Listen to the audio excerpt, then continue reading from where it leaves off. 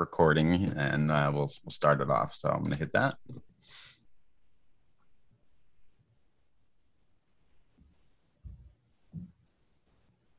Okay, I think we are live this morning. Good morning, everyone. What is this week 8 of Reskill Americans, and it's our 9th town hall meeting this morning, and today we are joined by Columbus Steward, who is a Microsoft engineer, and we're going to talk a little bit about his journey to becoming an engineer at Microsoft, and some of his background, and he's also hiring into his group too. We're going to talk about the hiring process at Microsoft and what kind of what companies like Microsoft are looking for in candidates. So, Joan, do you want to say good morning? Yes, I do want to say good morning. Good to see you, Mike. And good to see you, everybody. We're excited to have a Columbus today, and excited for what he'll be sharing with us. Yeah, your audio is a little low this morning. I don't know. Yeah, I think just speak up a little bit. Hey, just Joan, before we start, how are things going with the students and the program so far? Do you have any comments on what's going on now week to week? I'm just kind of hitting you with this now, but yeah, I know we had some challenges early on because of kind of how the structure was, but we've taken a lot of feedback from participants into some of the struggles that they had. And the recent survey that we had that was talking about the experience that people had was mind opening for us, because it was amazing to know that 50% of the participants were entirely new to coding, and that some of the concepts that they're learning is entirely new to them. So we then made the decision to not kick anybody out based off of that, because again, the reason why we set this up is to give people opportunity to be able to get into technology. And I think kind of the way that we deal it now is, even if you're not able to follow through in the exact same way that we've laid the plan out, we still want to be able to give you a wholesome experience where you learn skills, and whatever that translates into, whether that you finishing the program the way it was meant to be, or you just having that solid base such that if you have to come back in, or even you want to take a different track entirely, you have been given a baseline skill set that can translate into so many other opportunities for you. And I think something that also has really blown my mind is just the level of commitment and hours that we're putting into the program. I mean, when we set this out, we knew we were doing something really important, but just the reaction to it has just been to the extent that I really couldn't have imagined. Yeah. When you think about the hours that people are putting into, I'm very impressed that I think we're working hard on producing this program, but I really appreciate the number of hours that all our participants are putting in, and a lot of dedication. So I did want to reiterate. So coming up, we're going to be transitioning to the project oriented work soon. And thank you everybody for answering our surveys. I would want to reiterate, just the reason the surveys are so important to us is because that's kind of the main way we can get really good feedback across the board and understand what the average experience is like and what people are seeing, as opposed to just, we interact one-on-one with quite a few people, but we don't know who the people we're not talking to regularly. And so we really wanted to know, how well we're addressing your needs, and whether the courses are working for you, about the pace. And we have made adjustments, and we will make adjustments to kind of make the program work for as many people as possible. So as we go into projects, we're still not locked into just a set schedule yet. We're going to be working on potentially doing different kind of, depending on your level of preparation, and some people are a little bit behind now, allowing people to work on projects that are, maybe not as complex as others and things like that. So we'll try to adjust the project groups to fit the levels that you're at. So that's kind of our plan right now. Okay. Enough about the program, I think, right now. we could take more questions later. We'll take questions on Slack, the group called Town Hall Questions. It would be a really good place to ask questions there, whether it's about the program or about our speaker today. And then, and also on YouTube, if you want to ask questions there, that you're welcome to do that too on the chat. All right. So again, why don't I welcome Columbus this morning? And Columbus is currently at Microsoft. And welcome, Columbus. Hey, welcome. So hello, Reskill Americans. Thank you for the opportunity to be out and talk to you. Thanks, Mike. Yeah, you're welcome. Thanks for joining us. And so just give us a little bit of background about how long have you been at Microsoft? What was your first role there, and where have you kind of ended up? Sure. So I've been with Microsoft about 15 years. Wow. So it's a blessing. God opening doors. My story is kind of like this. Like, we're gonna go way back. So my first computer interaction was Commodore 64. Oh, wow. Okay. If people are familiar with it, old machine, clunky keyboard, limited processing. Compared to today's like ThinkSpace, it would be the equivalent of taking your office and dividing it by like 250,000. So something along those lines.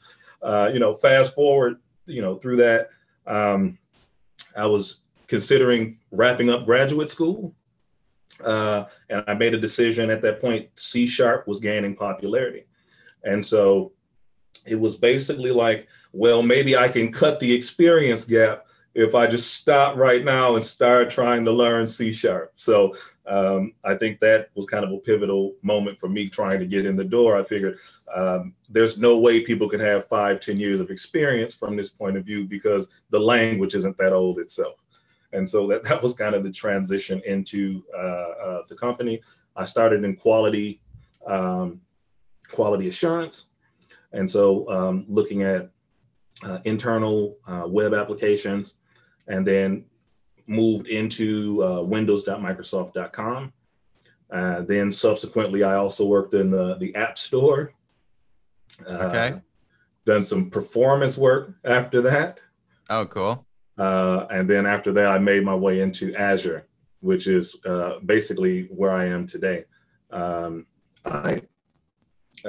manage an awesome engineering team. We build software that manages demand for Azure offerings and services. In addition to that, I also have a data and analytics platform where we're basically providing different data sets, reports that might be curated to the rest of the org to try to help them understand the business. Oh, that's cool.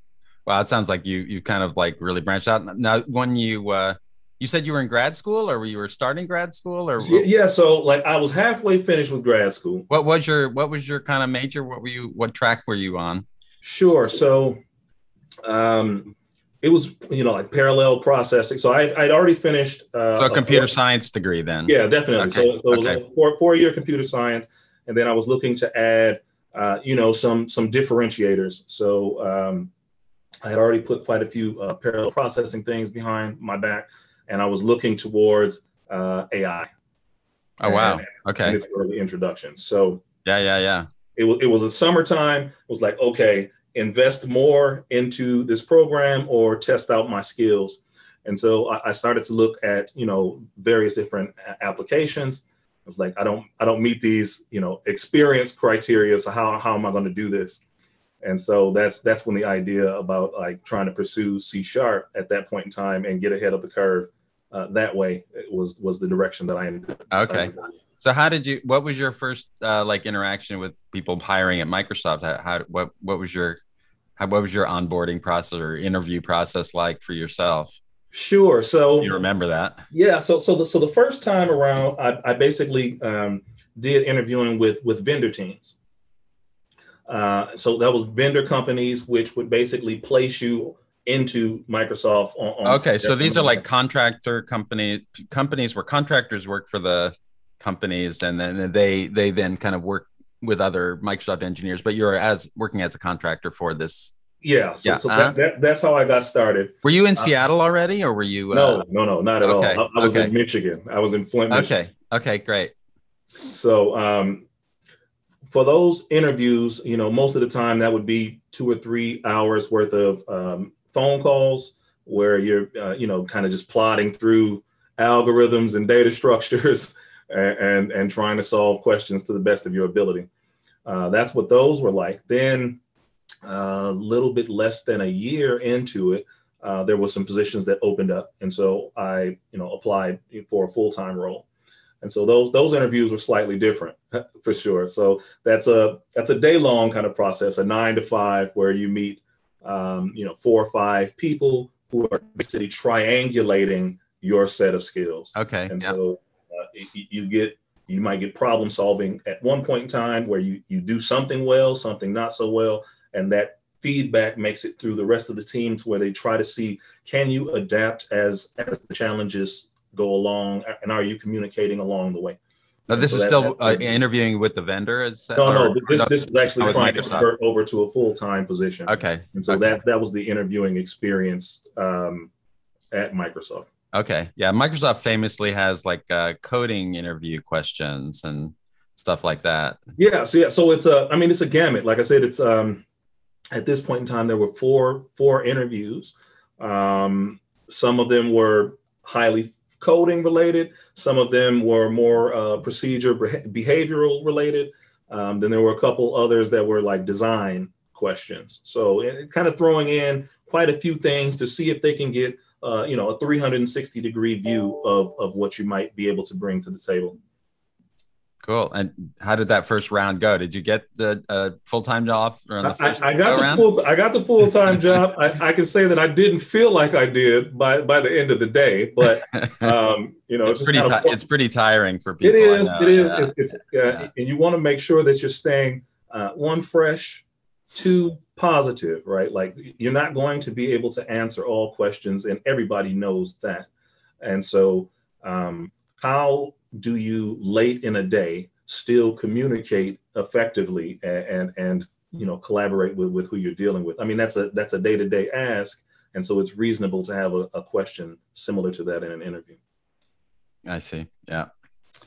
Okay, great. So now you said you started off in test. And I still have a few friends at Microsoft back from the old days, and sure, kind of keeping track of the company's changed quite a bit in the last 10 years, I would say. Management's changed, and I think along the way some of the roles have changed as well too. I think there was a move, as I recall. Maybe you can fill us in a little bit on the role of testing at Microsoft. When I was there in the ancient days, we would have a lot of people who were testers who didn't necessarily write any code at all. They were like doing a lot of interaction testing and things like that, manual testing, and we didn't have a lot of automated testing and things like that. And my understanding is that kind of role is not as common anymore at Microsoft. Is that right? Yes. I think I came maybe a little bit after that. So when I first got there, really it was about building up this, huge infrastructure of automation, like automate everything.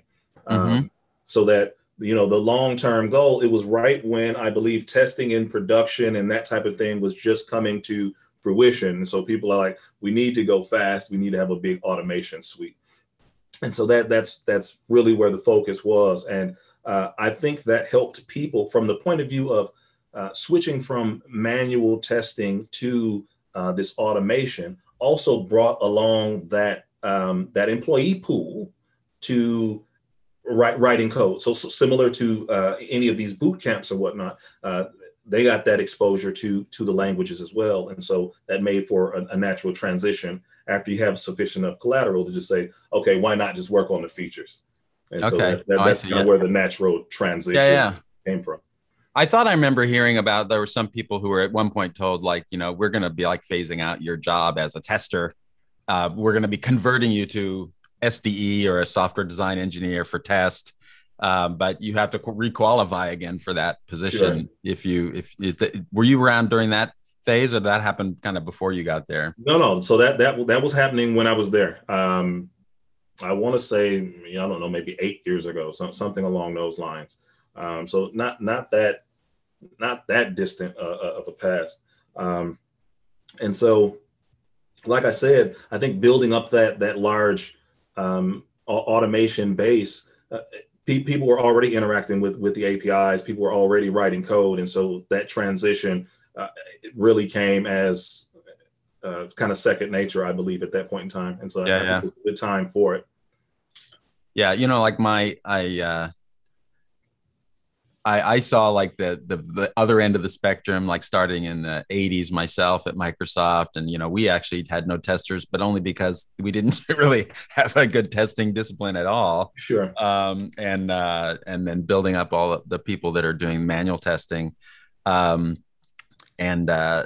There were some, like, I just think the value of like having that manual testing is so important too. I would say, like, I hope it hasn't gotten lost on people that, there were a set of people that I remember working with that, their I guess their personality was such that like they just cared a lot about like the quality of what we were shipping and what the user experience. I mean, it was not just necessarily usability testing, but just like going through with a fine-tooth comb all the little nooks and crannies of the program, things that it might be kind of hard to capture with automation or unit testing and things like that. I hope there's still like a good number of people with that mindset as well at Microsoft.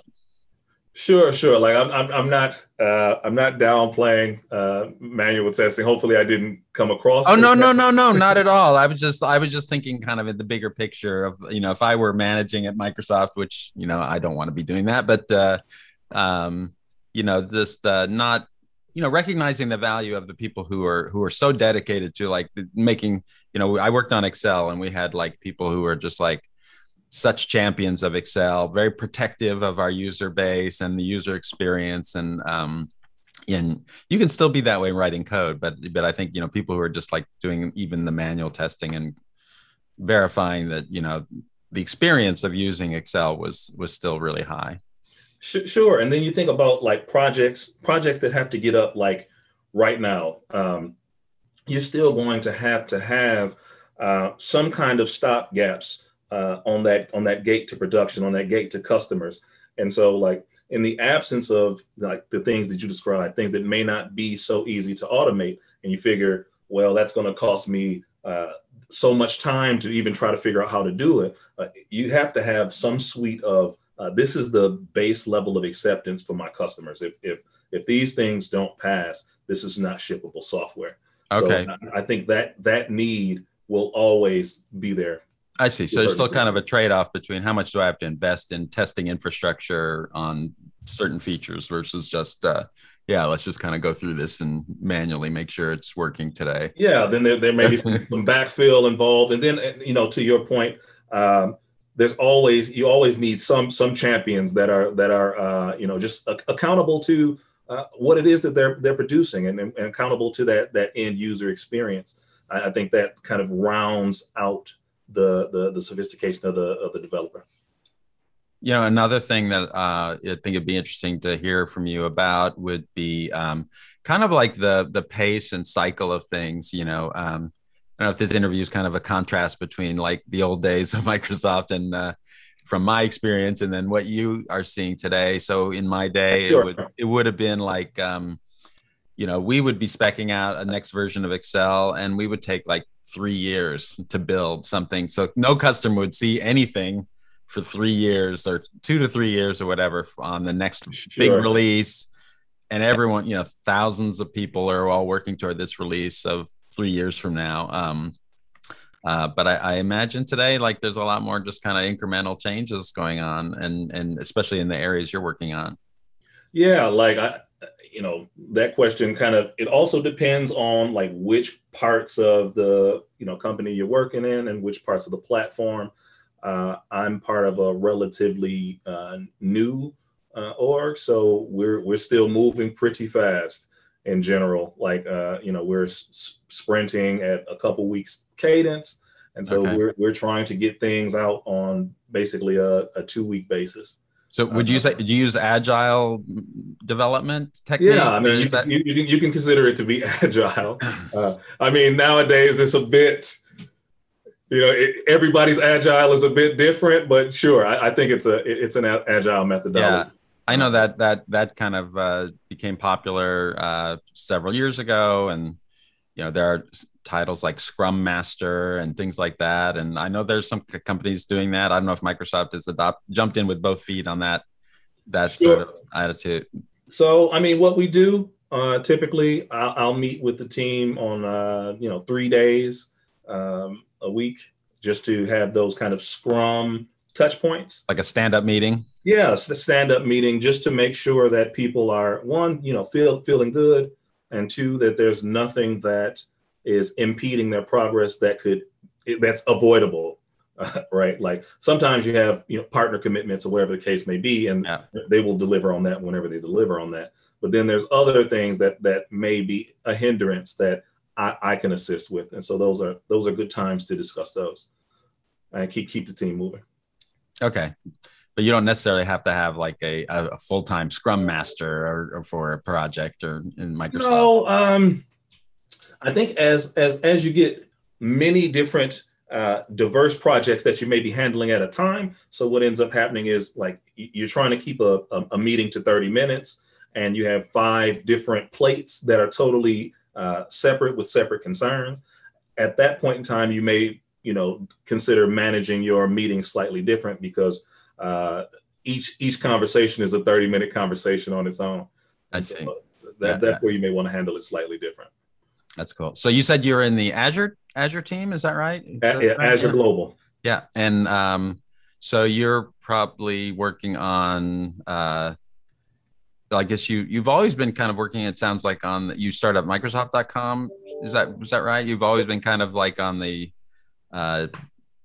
web services that deploying in data centers. Most of your work is going in data centers. Or is that?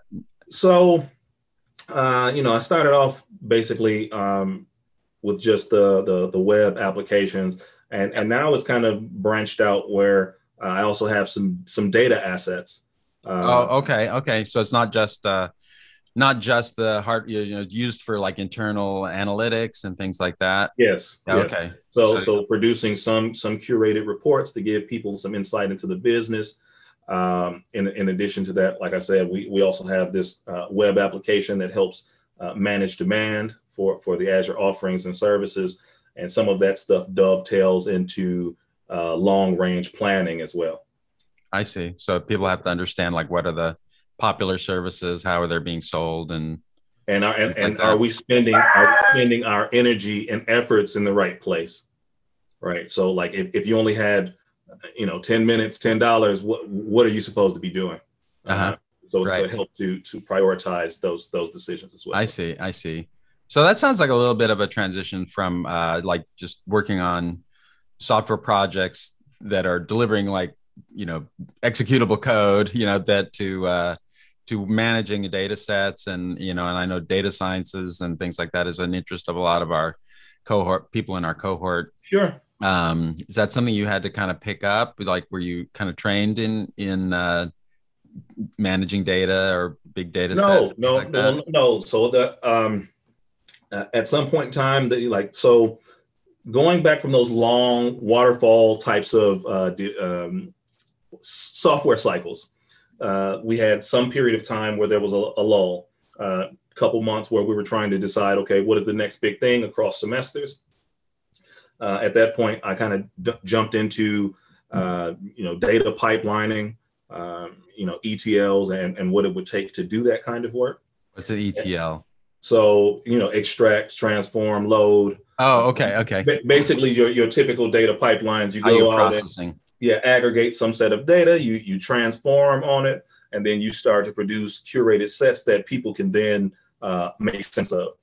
Okay. I've always been interested in data in general, and so it was a good, personal learning for me, and it happened like at the point in time where I joined Azure to basically intersect. So is that using tools like Hadoop or other? Hadoop-based tools. Yeah. So it's all like map-reduced platforming. So we are using Databricks, Data Factory. All of that is backed by Azure Data Lake. So that's where all of the majority of the assets are stored, and then subsequently transformed to wherever customers might need it, whether it's Power BI, whether it's Azure Analysis Services, like any type of front end, like even the particular web applications that may be serving data are also reading some of those data sets as well. Oh, I see. Oh, that's cool. Yeah. Yeah, I know that's so important. And it's something I think we're struggling, even in our little business here of like, we're sending out surveys to people, how do we deal with all the data that we're getting back from people to try to understand, our customers and what they need and things like that. Sure. It's like collecting the data is one thing, right? Then reasoning over it it's a different skill altogether. Yeah. Knowing what questions to ask and how that's going to help us improve our product and so on. Yeah. Yeah. So important. And, I feel a little bit behind the curve and like my skill set's not in that area. So we're bringing in outside people to help us do that. So, awesome. So, well, you said you're, I don't know if you want to talk anything about your group or things about, what you're doing now that will be relevant, but I was going to kind of switch to talking about what you're looking for when you're hiring people and just, kind of what are you now looking for as a hiring manager working for Google? Sure. So different seasons call for different things, but let me just speak about the opportunity that I'm looking for right now. So what I need is a seasoned full stack developer is really what I'm looking for. Okay. So from the sense of some semblance of front end development, preferably some of the latest HTML, some familiarity with the SPA framework. I don't have to be specific there necessarily, as long as conceptually things make sense. What is that framework? I'm not sure I'm familiar with that. When I said a SPA framework, so I'm talking about like your Angulars, your Okay. You like some SPA framework experience there. Like I'm not going to be particular about which one. Single page application. Is that what you mean? Some single page application. Yeah. So something a React or Angular, things that people are using for modern, I guess I would call them modern web applications. Yes. Yeah. So like I said, one of those, some services experience. So API development, understanding of data access models, and then some type of backend development. So whether that's probably some variant of SQL. Okay. So that's like basic technical kind of chops, right? And then in terms of like soft skills, for me the most important thing is going to be like communication, team players, sense of judgment. Okay. Yeah. And I guess you have different people in like, so when people interview, they'd have an interview loop where you'd have different people focus on different aspects of that or. Yeah, absolutely. So somebody might be purely looking from, technical point of view. So it's all coding right from the jump. Hi, how you doing? Let's code. Yeah. Then there are others that might be looking for, the softer skills. So maybe it's a problem that's hard, really hard. And so talk me through it. I don't want you to necessarily solve it. I don't want you to get super frustrated when you're trying to solve it. Talk me through how would you go about it? What do you know? What don't you know? Right. And then just rounding it out with, some design and architecture and aspiration, curiosity. How willing are people to learn? Like how much are they investing in themselves?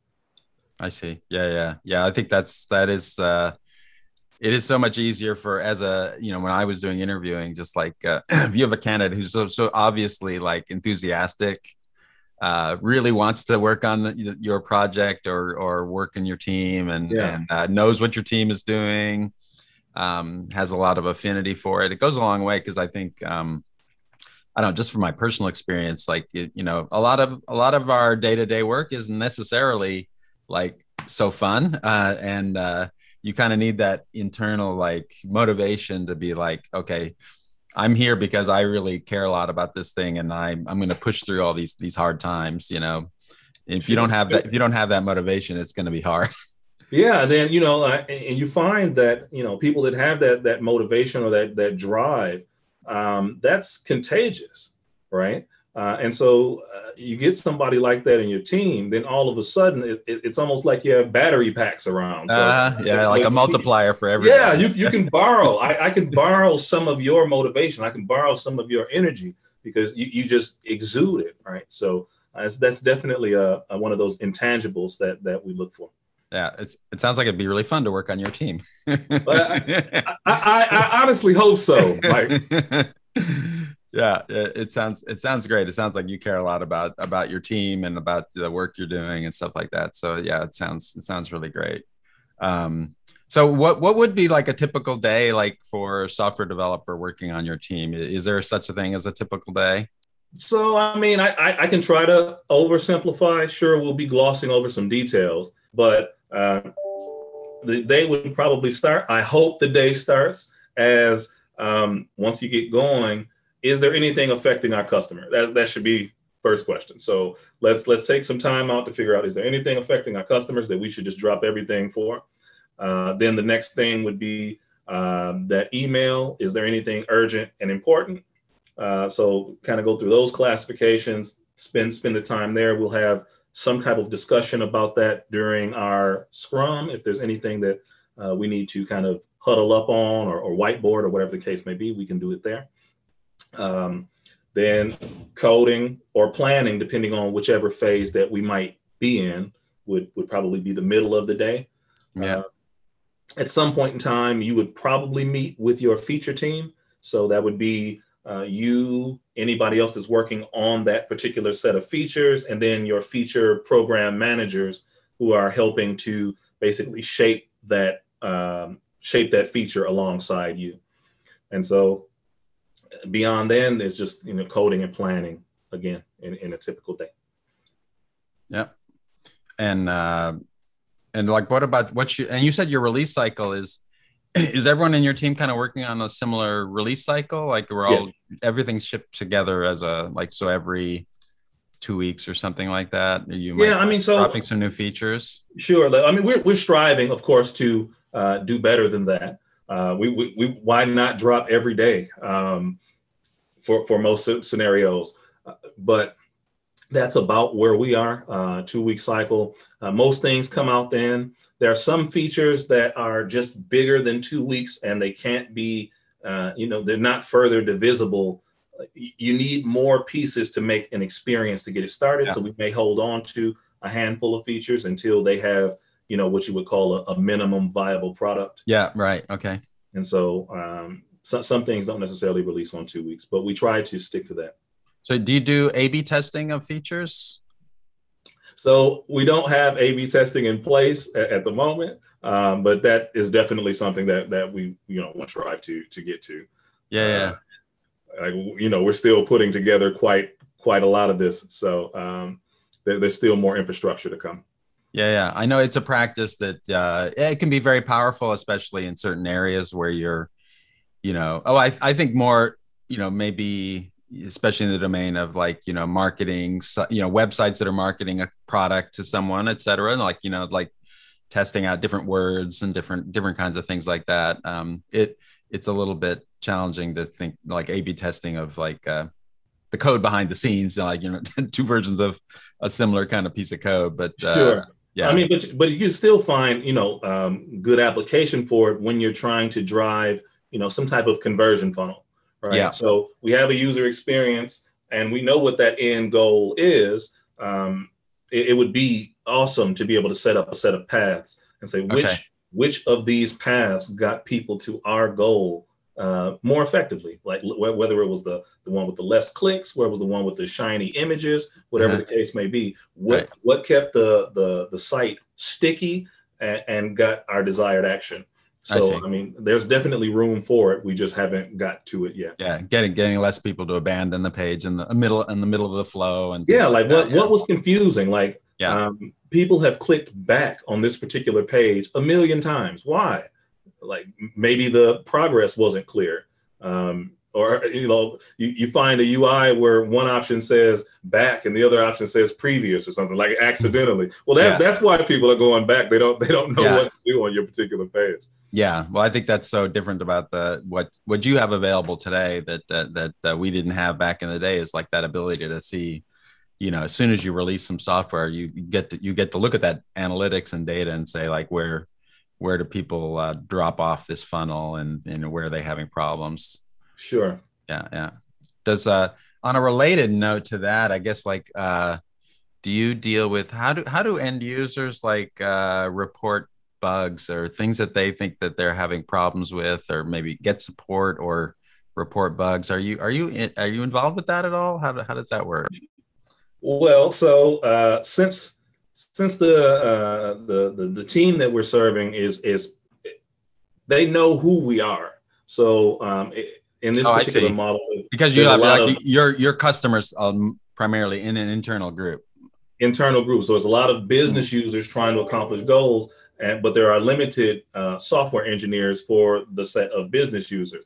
And so if there's a data question, people will just basically knock on the door like, hey, I have end of month types of actuals that I need to produce, or I have end of month this type of analytics.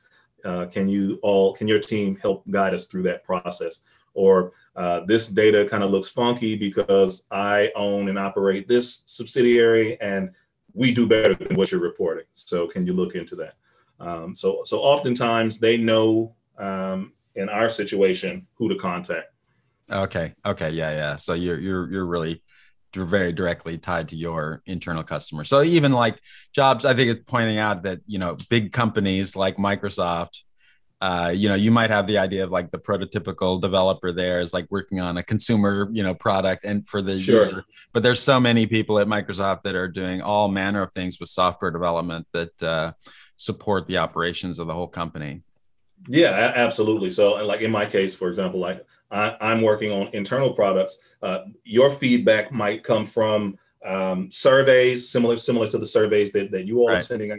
It might come out from support feedback where you've opened a ticket and people are saying, well, how did you feel about this particular product? And that comes in that way. There's also a user voice where people are saying, I love your feature set, but it's missing X, Y, and Z. Mm-hmm. I would come over to Azure if for X, Y, and Z. So I see. Yeah. You have these different avenues by which to build, to ingest feedback and make either product decisions. Yeah, it's good. Like you're not making them in a vacuum. You're getting a lot of that. I hope so. Hopefully, yeah. And I think like the idea of the solitary coder sitting in their office all day, just thinking up things to write and on their own, like that's not a reality. That's you really are thinking about your customer or talking to your customer, hopefully, and then and working things out with your teammates. Yeah. I think from the culture, basically saying going from being a know-it-all to a learn-it-all, and so part of that is that customer obsession and how are they feeling about things? Can you detect any of that from the data? And if you can't, why not? Right. And just questioning those things and trying to, constantly. That's great. Yeah. That's great. Well, before we get, I'm going to start reading some questions maybe or Juan will help me find some questions from, we're getting some things posted on Slack and on YouTube. Did you have any nuggets of advice for someone trying to break into their first either internship or entry-level position? Do you have any advice for what would you be doing? Sure. I mean, I say stay curious, right? Like pop the hood. When you encounter some piece of code, try to understand how things are working. Ask why this particular thing exists or why this company exists, right? And do. Writers improve when they write, coders improve when they code, right? So practice solving coding challenges, and speaking the language, right? Some people can code, not necessarily communicating about, the consequences of their decisions, whether it's performance implications, space implications, things of this nature. Another thing would be about your craft, creating a GitHub portfolio. Yep. So making sure that you have, some visibility and some expression of your investment in yourself. A LinkedIn profile would be another one where you're creating that visibility and giving yourself more opportunities.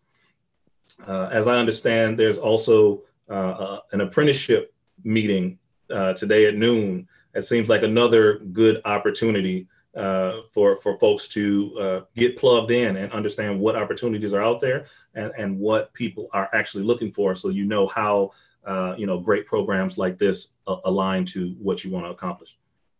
Yeah, great.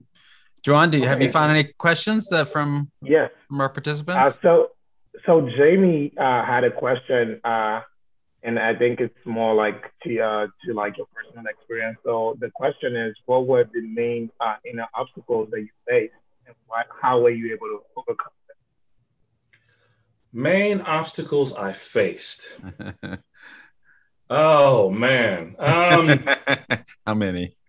Yeah. So, I mean, if I were going to pick one, I would say in general, my natural tendency is to push for peace, avoid conflict. And avoiding conflict, I don't really believe is an accomplishable goal from the point of view of you're going to disagree with people. And that's just a natural tendency. And so rather than avoiding conflict, it's how do you turn that particular conversation into something that's productive? And so, like, what have I done to overcome that challenge? Where I acknowledge it. I think, like, you can only start to improve once you've accepted, kind of where you are in that journey.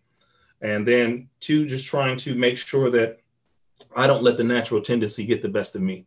So in that particular situation where I'm experiencing this conflict, try to think what is the best for not me, but what is the best for what the end result should be? What is the best for the customer? What is the best for the company? And then just keep trying to make stabs at making the most objective statements that I can during that moment of conflict. That sounds really deep. I love that answer and that whole idea. Columbus, you remind me of like my guru now. I'm just looking at you and thinking of these words of wisdom. No. That's definitely that was like a stage. Definitely a challenge for me. It's something that you have to work on every day. Yeah, that's great. So Gabe had a question. Says, does Microsoft have positions for non-CS graduates? And what I'm asking is, what positions should RA participants focus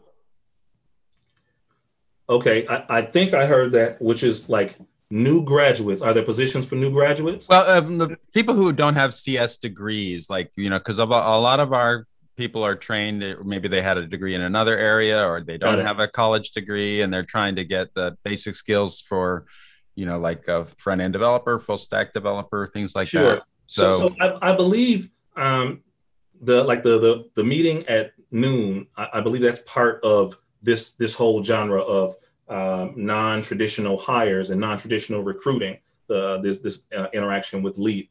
And similar to what's happening here with Reskilling America. So I'm here because I know that opportunities lie within the audience that I'm speaking to today. And so just like I'm looking, there are other managers looking at you at the same time. Yeah. So you mentioned Leap, just to tell people it's an apprenticeship program at Microsoft. That does try to give more opportunities to underrepresented people in the community and non-traditional. Maybe, Microsoft has had a traditional way of recruiting and hiring people that was very centered on, big universities and recognizing that there's a lot of talent out there that don't come through those standard pipelines and try to get Microsoft in a position to be able to find the really qualified people in other ways. Sure. Thanks for the clarity, Mike. Sorry. I think so. I think that's my understanding. Yes. We've talked with some of the lead people and stuff like that. So Microsoft is definitely helping. Different groups at Microsoft are helping sponsor our program so far. So thank you on behalf of Reskill Americans for being part of that.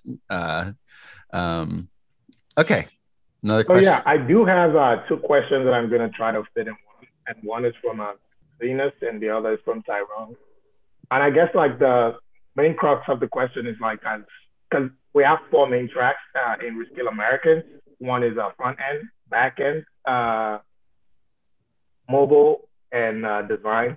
And kind of like the way you spoke about data, I think it got a lot of people excited, and they were asking like, do they also have to have like a baseline understanding of like data structures and algorithms and things like that to be considered for a role of Microsoft? Sure. So let's separate for a minute. When I was mentioning data, so separate that from what I would call core computer science. So the data that I was speaking about was really the transformation of all of the aggregate data that may be coming from computers, may be coming from cars, that type of thing, that type of data. Now, when we're talking about computer science and data structures, what we're talking about is how we're basically holding that information within an application itself. So there will be some questions about data structures. There will be some questions about algorithms, because you have to be conscious about the decisions that you're making. And so you're selecting a data structure for a reason, because it solves the problem that you're trying to address, and it solves it in some way that you consider to be efficient. I think at least having the knowledge about what those data structures are, some semblance of it, and then why you're choosing it would go a long way, if that helps. Is that answering the question, Juwan? Yeah, it does answer it a little bit, but I guess maybe it was more around like beyond like maybe say you're a UX. No, maybe UX is not a good idea. Let's say you're a front-end developer. Do you also have to have like a base understanding of like data just in general? Oh, I see. I see. Are there particular roles where that would be not as prominent? I don't want to say yes on that, because I think the problems are similar. There may be. Let me put it that way. There may be. If you were to ask me, I would say that data structures, I want my people to know some semblance of data structures. For example, what makes an application fast? Like if there's no understanding of what makes an application fast, well then even if we're writing front-end code, we're probably going to write bad front-end code. If we're using extra data structures, we may be looping more times than we need to be looping. We may be storing extra information that we don't need to store, that type of thing. So I would still want to shine a lens on it to a certain degree. That's great. So I have another question from Dorian, and Dorian, and he, the question is around: having worked with like people who have CS degrees and those that don't, are there like maybe like a differential in the or gaps in the knowledge between those people who have gone through the traditional route? And what advice would you give to self-taught developers in general to catch up to the CS graduates? Sure. So about 10 years ago, I want to say, my boss didn't have a computer science degree, and he was far smarter than me on like any vector that you really wanted to measure. So like in terms of like the gap, I mean, sure, if you wanted to, what you could do is look at a particular curriculum and pick up some of that stuff along the way. But I think if you're going through Reskill Americans program, they're putting you in position to close the gap. Like they know what the gaps are, And that's basically what they're putting you in position to do. So this type of program, the LEAP program, and others, that's what they're designed for. So from my experience, the folks that I do know that came from these programs are on equal footing with the other candidates that got hired.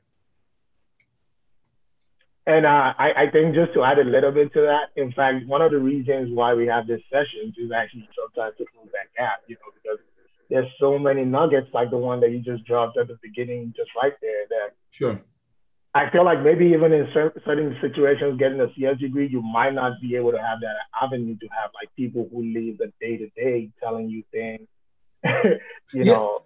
Yeah, so absolutely. So I talked about switching over to C#.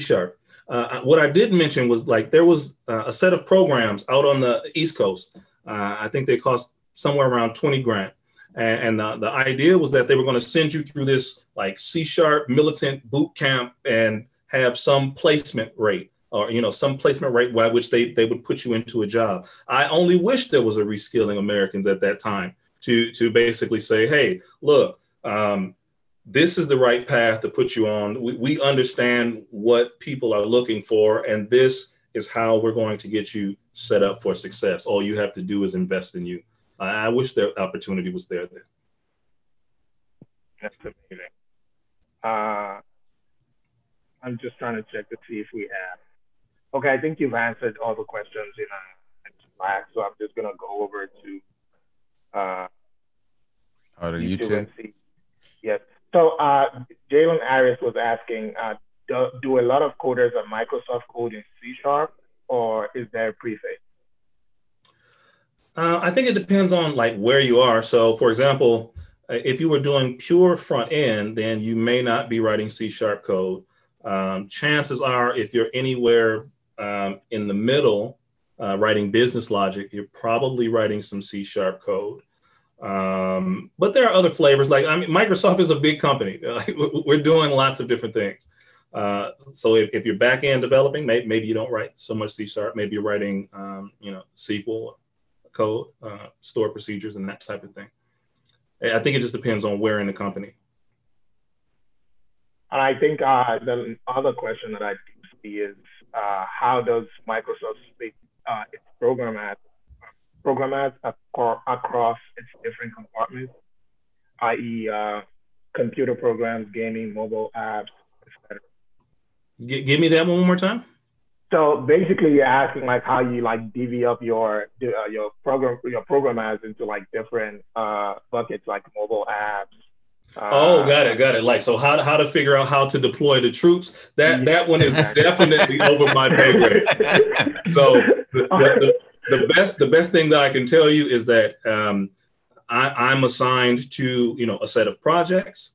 From there, I try to make sure that I put people in the right spots based on their interests, because as I said, it's the energy, the willingness to get into it that drives these projects. So, and I'm hoping that is also what is happening over my head. Yeah, that's what I figured. Thank you for the question. So I think that has basically answered all of the questions. Yeah. From the group. But I guess a question that I did want to ask that was top of my mind was like, because like a lot of our focus in the program is basically to help communities of color find opportunities. Yeah.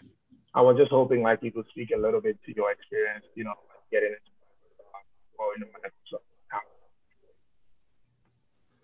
Sure. So I think the question, I'm sorry, like Juwan, you're kind of cutting out just a little bit, but I think what you're asking is like my experience as being a man of color has been with the company. Yeah. So let me put it this way. I feel like things have gotten better over time. With the culture goals, the kind of installation and aggressive diversity and inclusion programs, some of the creation of these local groups that are trying to inspire also some different diversity pipelines, some processes that are being put into place in terms of making sure that there are at least candidates that are interviewed in these pipelines. I think over time the experience has gotten much better. My voice, for example, I feel like my voice is heard. You can see my look. I'm not like I'm as I am, and people are fine with that. And so I feel good about it. I'm confident in telling people that Microsoft is a good place to work, not only for anybody else, but for people of color as well. And that makes me feel good. And I would say that like the group, there's a group called Blacks at Microsoft that you're, I guess, a member of. Yes. And they have been very early supporters and kind of helped found our program. I would say the early support that came from that group has been really what kickstarted this program that we're offering right now. Yeah, and then there's a chapter specifically for Azure Global, and the folks on it are absolutely amazing. I'm there just listening, just trying to soak up and learn at this point. Like, I mean, they're really, ambassadors. And so it's an honor just to even be a part, similar to being here. Great. Yeah, I did. When you mentioned this apprenticeship meeting at noon today, like I did want to just briefly talk about that. I don't think maybe we fell down a little bit on promoting this in advance too much, but yeah, the Microsoft Leap program is a global apprenticeship program, and they're hiring for software engineers, program managers, and they have created a webinar link for us, and I posted that on Slack for everybody. So everyone is invited to watch that. If you're interested in potentially trying to apply to that program, that'll be a good way to find out about how it runs and what their schedule is. So, and I posted a link on the announcements channel on Slack for that. And there's a flyer that talks a little bit about it too. So, so yeah, definitely thanks for bringing that up and just kind of telling people about that again. Sure. So. Well, I think we're kind of wrapping up, and we're kind of hitting our time limit. And yeah, I don't know if there's a few questions maybe we didn't get to. I don't know if people are asking about Flutter and Dart. I don't know that people are using that at Microsoft. I don't know. Do you know what that is? Dart, I do. I don't know who's using them though. Yeah. They're like for mobile, cross-platform mobile development. So. I don't have any experience with them. Yeah. Put it that way. Yeah. So yeah, I posted stuff about the apprenticeship program. So I think that's it. Do you know if you have any final thoughts? No. Just keep motivated, keep pushing. Be curious. And like I said, thanks all for having me out. Yeah. Well, I really love hearing your story. Yeah. Yeah, I'm on LinkedIn. So when the time is right, please reach out to me.